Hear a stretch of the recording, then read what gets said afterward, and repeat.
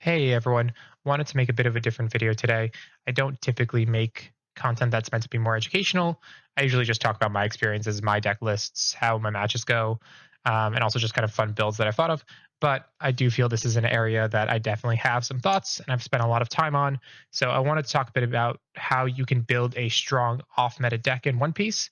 And hopefully some of the things that I talk about today can help you guys with your off-meta builds and help you find success locally or beyond if you're feeling brave. All right. So why am I talking about this? Because I have been playing off meta since the start of One Piece. I participated in the Super Pre-release where I was forced to use a starter deck, and then beyond that, I've just always played the leaders that everyone else has said is bad to some varying degrees of success. Like sometimes I can get top 128 in a major tournament, or go fourth in something a little smaller like 64 man, like I have with like Arlong and Film Kid. And other times I just never get anywhere with the lists. Maybe a top 8 in like a 16-man locals or something like that. So, not every off-meta deck is going to work, but I've always enjoyed playing them, and I've always just felt better about running a list that I created and a list that I built from scratch than I have, taking a list that someone else built offline that everyone else is kind of playing the same version of and trying to win that way. This is a challenge that I enjoy, and it's not for everyone, but if you are someone that likes off-meta decks, then I think you can relate to this. So first kind of piece of advice here that I have is just learn the meta and play against that. So if you are thinking about building a deck that with a leader that is off meta, that is considered bad, before you do that, play with the leaders that are winning and are part of the meta and are making up a majority of winning decks or play decks even, and play as many matches with those leaders as you can and understand how those leaders win and how those leaders lose. Because when you're building your deck, you need to keep in mind what the meta is, because that's what you're going to be seeing.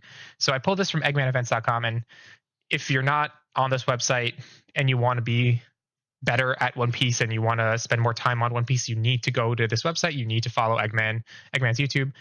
He does such a service to the community because he puts all of these results and all of these deck lists for all of these major tournaments and his own tournaments on his website. I go on there all the time when I'm building my decks, when I'm building other lists, when I'm looking at leaders, and just to kind of see like what's available and what I should think about.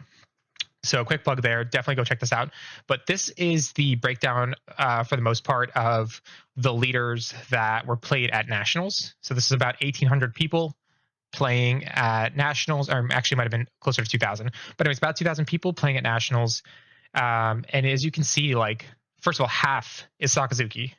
So if you're building an off-meta deck and you can never win against Sakazuki with this list, that list is just never going to work, because you will have at the best a 50% win rate, best case scenario. So you need to be able to win some matches off Sakazuki if you want to have an off-meta deck in BO5.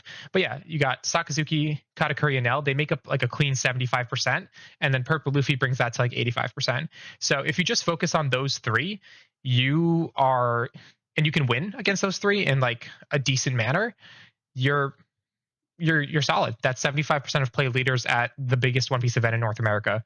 It's probably reflective of smaller tournaments too. It's probably reflective maybe of your locals. Your locals might be a little weirder because it's a less kind of high stakes tournament, but still, like you need to be able to take into account these kind of specific leaders when you're designing your decks. And this will change in OPO6 because the leaders that are going to be considered meta will evolve, and some of these will stick around. Other leaders will come in. The deck list will change. But for right now, if you want to build an off-meta deck, take a break from that, play these leaders, really understand how they work, and then go back to it, because it's going to make your deck building so much more better when you kind of keep these guys in the back of your mind as you're designing your deck list. To kind of go further down that vein, you should be understanding what your opponent's curve looks like when you're thinking about what your curve is going to look like. So when I'm playing against Sakazuki, I know that there's probably going to be ideally like a brand new, a Rob Lucci, and then down the road a Borsellino. And so when I think about like what my turn 1, turn 2, turn 3 plays are, I don't want to play into that. I don't want to build a deck that can only play into that. I want to be able to have more options. I want to be able to have removal for some of the things that he puts down on his curve. And I want to kind of be able to counterplay that. Same thing with like Adele, Katakuri, Luffy. Like you just, I guess, very broadly, and this will kind of come if you play these decks, but be aware of what these leaders play in their best case scenario and their best curve, because that's what you're going to see a lot. And you want to make sure that your curve can mesh well into that. You don't want to play something like, for example, I struggled a lot into Purple Luffy, who's, I would say, like a minority meta leader. He's not played as much, but a lot of what he plays, including Pauly, including Kaido, including Magellan, just really, really mess with a low to the ground rush deck like Red Purple Kid. And so I had a really hard time dealing with him when he hit his curve, because he would play, something early, maybe a 4-drop 6K vanilla, and then he would play Pauly, pop one of my characters, and then he would play Kaido and pop another character and maybe kill a second one with Rush. So it was really, really rough to deal with that.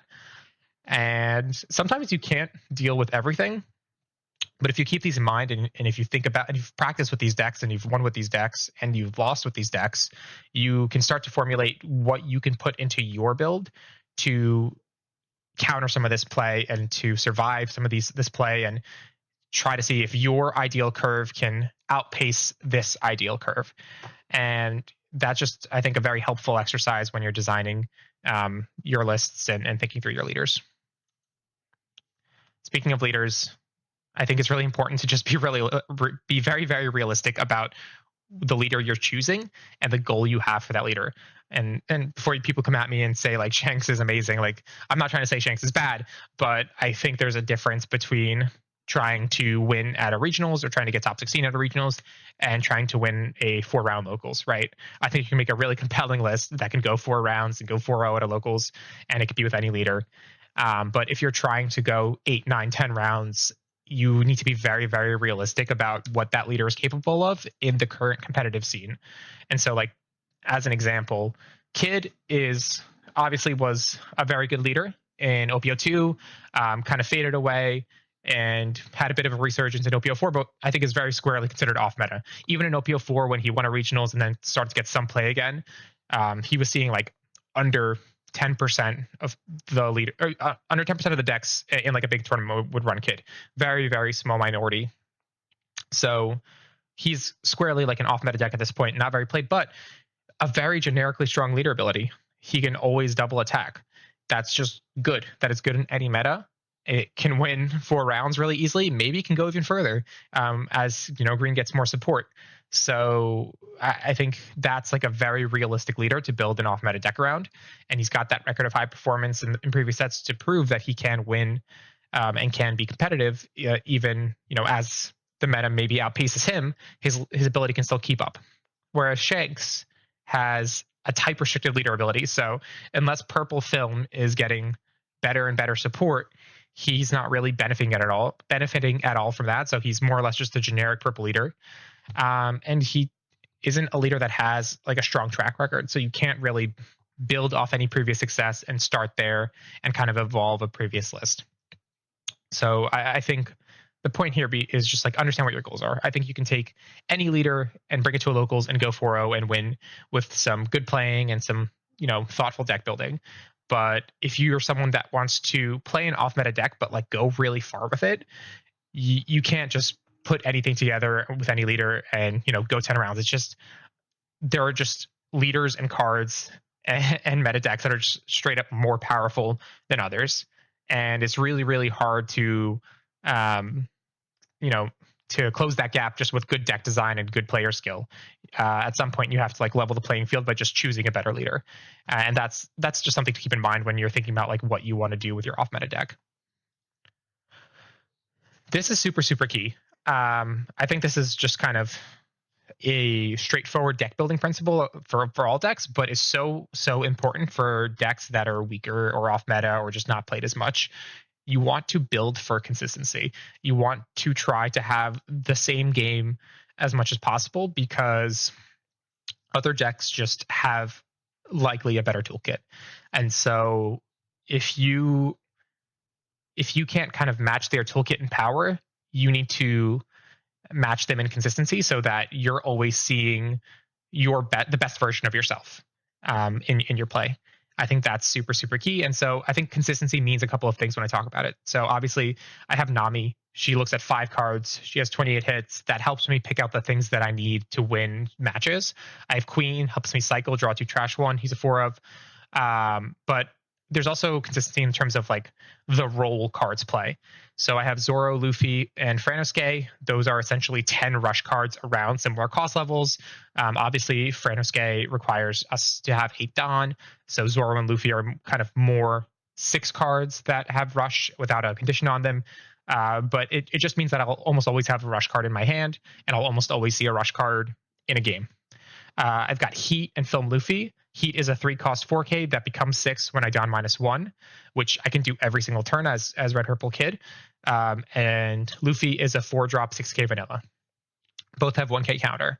So whether I have Heat or whether I have Luffy, there's 8 cards in the deck, and they play the same exact role. And they let me establish a body in the same exact way.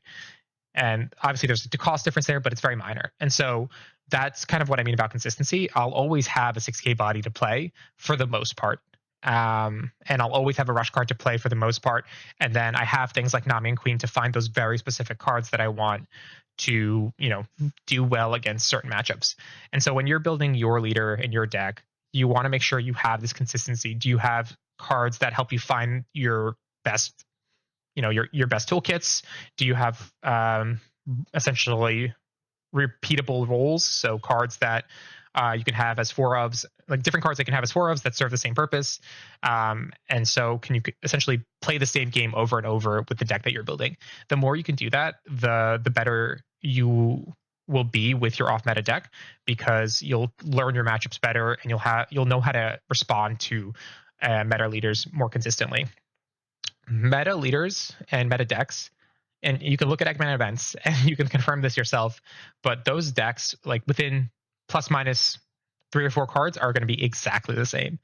Maybe some ratios are slightly different. Maybe they put a weird tech in there, but the decks that win the most tournaments those lists are not very unique. And so you will know what those lists look like, and you want your list and your deck to be able to have that, to be able to deal with any player who comes up to you with an Enel, with a Pluffy, with a Sakatsuki, because you know what their list is going to be. There's going to be no surprises in there. And so you want to have that same game against them every single time, and you want that game to end in a win. So build for consistency. You really think about the roles in your deck, really think about the searches, and how you're able to get bad cards out and good cards in any given situation. This is also kind of in that similar vein. Just like follow common deck building principles and make sure you build a quote unquote good deck. I see a lot of off meta decks and on Sim and like on Discord and stuff like that, where people just throw together a bunch of cards that should work together on paper and call it a day and be like, this is my list. But they don't really think about the roles in their deck. They don't really think about, is this a quote unquote good deck? Is this a deck that follows common sense principles? Have you thought through what your matches are actually going to look like, and not what this ideal combo in your head looks like? And so I think the kinds of questions you should ask yourself is, how many 2Ks do you need? And you can look at other lists that meta decks are running and see how many 2Ks they run, and try to figure out the kind of role your deck plays and how many 2Ks you need to support that role. So Purple Luffy lists run like 16 2Ks because they just want to hit their high roll cards and just beat you down and counter out of everything you do when they're at 1 or 0 life or whatever. So that's, if you're that kind of deck, maybe you want more 2Ks. Sakazuki only really runs 10 2Ks because he can recycle resources. He has cycle built into his leader. He can always find 2Ks, so he can run much fewer because he'll always have some to find. And you need to really think about like what your deck is doing and how many 2Ks you need to support that. Same with blockers. If you are not a leader that can survive or can beat Katakuri very quickly, you probably need blockers. Excuse me, because you're not going to be able to win before he gets to that 10 mom turn potentially, and you want to be able to block that swing. So like really think about how many blockers you need to get to your win condition. Kind of to the consistency piece, like how much of your deck is searchable, how much of your deck needs to be searchable, what does your curve look like? Are you like a low to the ground deck that runs a lot of like 1s, 2s, 3s, or are you trying to ramp and get to a high end and then play your top end very quickly? These are questions that you need to answer before you start building, and not just kind of look at cards that synergize together on paper. and put those in a deck and say like this is it, because a lot of the times you're not going to see those combos as often as you'd like, and so you want the foundation of the deck to support you in those matches when you're not seeing this like super awesome combo that you thought through and put together for your off meta deck. Yeah, so I think this is basically kind of a template of the questions you might want to ask yourself. I don't have like a clear answer for you here. Every deck is different, and I'm sure there's a lot of videos you could watch, people talking about like the difference between aggro decks and mid-range decks and control decks. But I think an easier question to ask yourself is like, is your deck more like Purple Luffy? Is your deck more like Sakazuki? Is your deck more like Enel? And build around that. And you should be able to answer those questions pretty easily, because before you kind of get into this, you should play those leaders, and you should play a lot of matches with those leaders and really understand their ins and outs. And that'll make you well prepared to design like an OPO5 deck that can beat those leaders. This, I think you need to kind of, and here's kind of the point I was trying to illustrate earlier. If you are building it off meta leader, you need to know what your deck's win con is. You need to know what kind of deck it is and what you're trying to achieve, and like really double down on that. So for Arlong, I am like an aggro deck that is playing triggers with my leader ability, and just ignoring your board and going for life as quickly as possible. So cards like Django that let me restand my leader, cards like Kurobi that let me rest any character, cards like Cracker that can be played off life and have double attack are all really great cards to kind of beat you down as quickly as possible. And same with Captain Kidd. It's like very, very rush focused. I'm using my leader ability every turn to get my leader to 7k. I'm playing rush cards to either clear your board or to go for life. And so a lot of rush cards in my Captain Kidd deck. The point here is just figure out what your leader wants to do and like really lean into it, so that no matter what you're seeing in your hand, you can execute on that one condition. Here's another point that I think is super, super important when you're building an off-meta deck.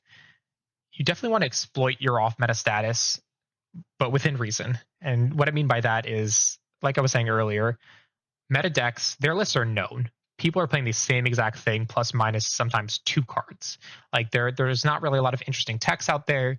It's more or less the same exact thing with like ratios adjusted every single time. So you're not going to surprise anyone, but you're probably playing a leader that no one else at that tournament is playing, and you can surprise people, and you can use that to your advantage, whether that be by putting surprise cards in your deck, or by using the threat of surprise cards to influence how your opponent is acting. So, a couple of categories of cards here to think about, like triggers. I run Jet Pistol. I don't run it for the trigger because you never know when it's going to be in your life. I run it because it's good removal, but people don't always know that I'm running it, and they attack into it, and then I get a really optimal kill off life because I happen to have a Jet Pistol on trigger, and they didn't expect it. Why would they? Not a lot of red purple kid lists or plaster on Eggman events. It's a very unknown deck, and so that's something that I can use to my advantage to get wins out of games.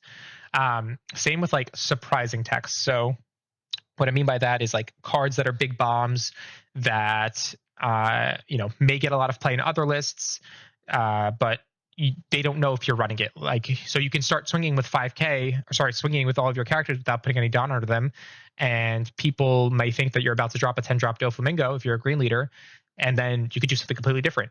And you could just use the threat of 10-drop Doflamingo, which is a very well-known bomb in green, to essentially change how your opponent is playing and sneak a win by them, because they did the completely wrong thing, expecting one thing from you, and you just did something completely different.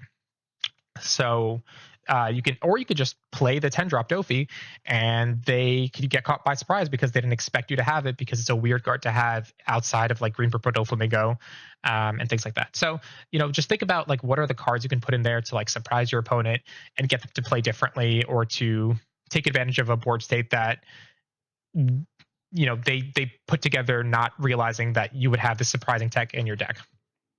And lastly, like your win cards. So what are the cards that you can run to just steal the game at the end because they didn't know you had it? Like Rush Luffy, unblockable rush card. Kaido, rush card with removal. Ambrew, rest blocker. Sheep's Horn, rest blocker. Top Knot, rest blocker. Or bottom decks blocker.